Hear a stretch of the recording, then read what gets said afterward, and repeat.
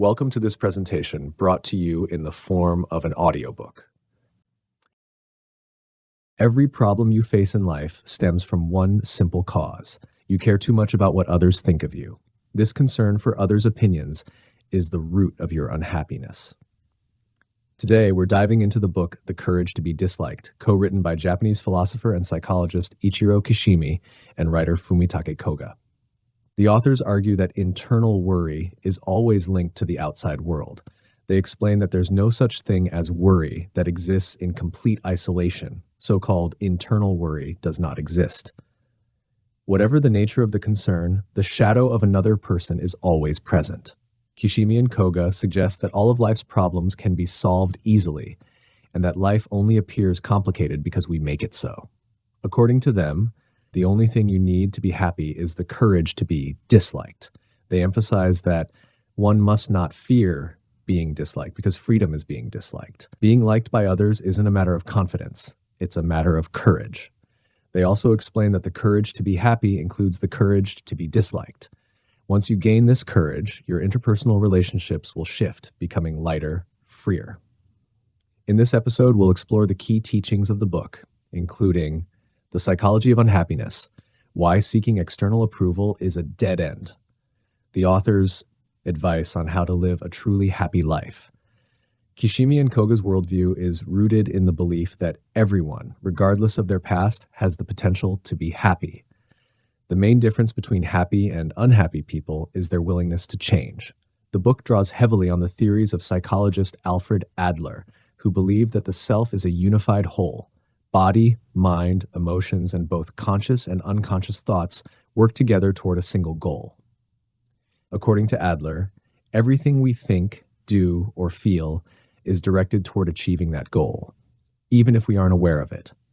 Our goals not only influence our happiness, they shape who we are. Rather than focusing on fixed personality traits, Adler looked at people through the lens of their lifestyle, the habits, emotions, and thoughts we adopt in pursuit of what we believe is the best way to reach our goals. Kishimi and Koga extend this view, arguing that there's no such thing as a truly antisocial person. What we call antisocial behavior is actually a strategy, an approach a person uses to pursue certain goals. They go further, suggesting that even our emotions are shaped by our goals. First, we decide what we want, and then we generate emotions that will help us achieve it. For example, imagine someone wants a job but becomes so anxious about the interview that they can't prepare or attend. They may believe that if their anxiety disappeared, they'd succeed. But Kishimi and Koga argue that the person's true goal is to avoid the interview. The anxiety is created to serve that goal, protecting them from the risk of failure. Kishimi and Koga also address the common belief that past trauma defines our happiness. They counter that not everyone who experiences trauma is stuck in it. While negative experiences may influence the goals we choose, it's still up to us to decide how to live. As they write, no experience is in itself a cause of our success or failure. We do not suffer from the shock of our experiences, the so-called trauma, but instead we make out of them whatever suits our purposes. They emphasize that we are not determined by our experiences, but by the meaning we assign to them. Who you are right now, in the present, is what determines your life, not your past. So if happiness is in our control, why would anyone choose unhappiness?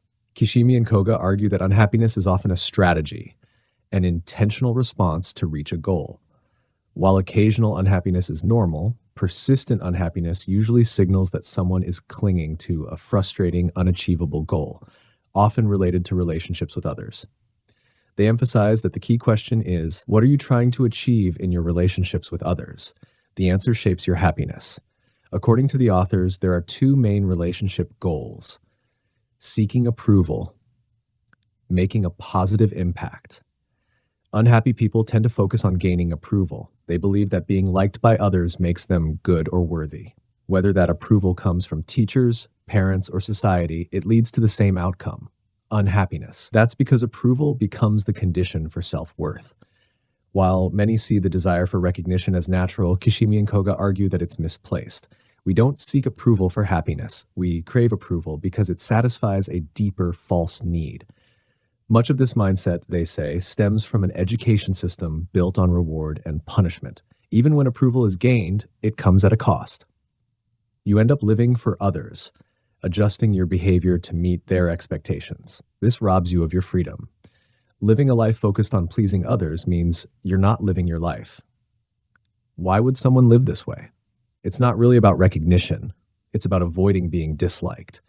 To be truly free, you must accept the cost. Some people will never recognize or approve of you. Being praised means being judged, and if your goal is to be praised, you must live by someone else's standards, trading your freedom for approval. And here's the worst part. This goal is often impossible. Approval depends on external factors that are out of your control. You might never be able to win someone over, no matter how hard you try. When approval becomes unreachable, some people give up, but not on the desire. Instead, they justify giving up by generating fear, anxiety, or self-hatred. They might convince themselves they're unworthy of approval, that something is deeply flawed about them. This belief becomes a protective shield from further rejection, but also a trap.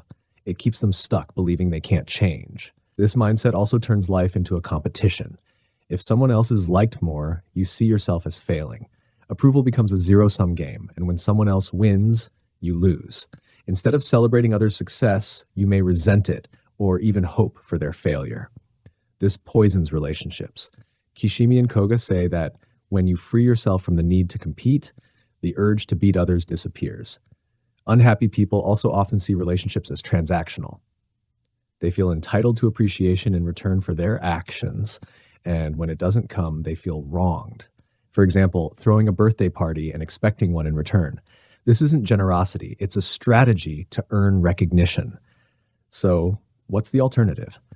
Happy people, the authors say, focus not on approval, but on contribution.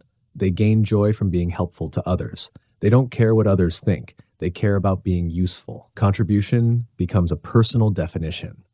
You decide what meaningful contribution looks like to you. If you meet others' expectations but don't feel useful, you still won't be happy. Once you feel you're making a difference, you no longer need recognition. You already know you're of value.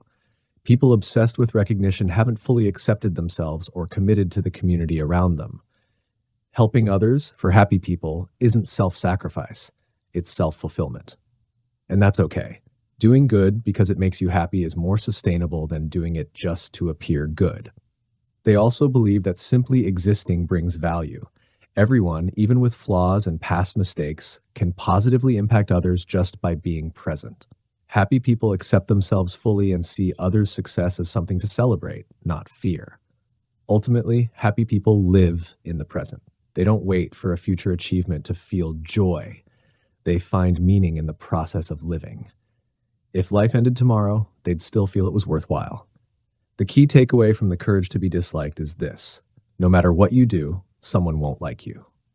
So the only way to live a fulfilling life is to accept this reality and have the courage to live according to your own values, not others' expectations. Let go of the need for approval. Embrace the courage to be disliked.